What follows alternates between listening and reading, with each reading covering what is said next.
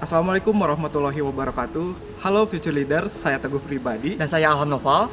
Kami adalah ajudan milenial yang bertugas di minggu kelima. Dan pada hari ini kita sudah bersama Bapak Gubernur Jawa Barat, Bapak Ridwan Kamil.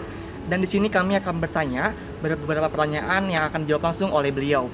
Bapak mohon izin, pertanyaan pertama datang dari saya.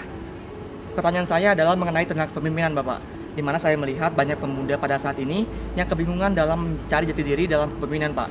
Dan ini pun sesuai dengan tujuan dari program Jabar Future Leaders yang bertujuan untuk melahirkan pemimpin-pemimpin baru dalam masa yang akan datang. Dan juga ini sesuai dengan apa yang pernah Bapak ucapkan, bahwasannya pemimpin atau kepemimpinan adalah hal yang wajib ditularkan. Maka pertanyaannya adalah, yang pertama, menurut Bapak, pemimpin yang baik itu seperti apa? Dan yang kedua, apakah ada kriteria khusus Pak yang wajib dimiliki oleh seorang pemimpin Pak? Begitu.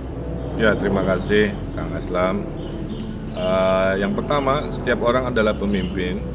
Dia memulai urutannya dengan memimpin diri sendiri, tidak semua lulus. Yang kedua, memimpin keluarga kalau dia sudah menikah, menjadi imam bagi istri dan anak-anak. Yang ketiga adalah memimpin sekumpulan masyarakat seperti saya, di level ketua RT, ketua organisasi, sampai level presiden. Kepemimpinan yang terbaik adalah kepemimpinan dengan keteladanan, ya, karena kunci dari pemimpin adalah menginspirasi.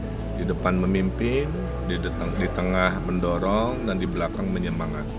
Nah, itulah prinsip yang selalu saya sampaikan dan saya praktekkan setiap hari. Hatur nuhun.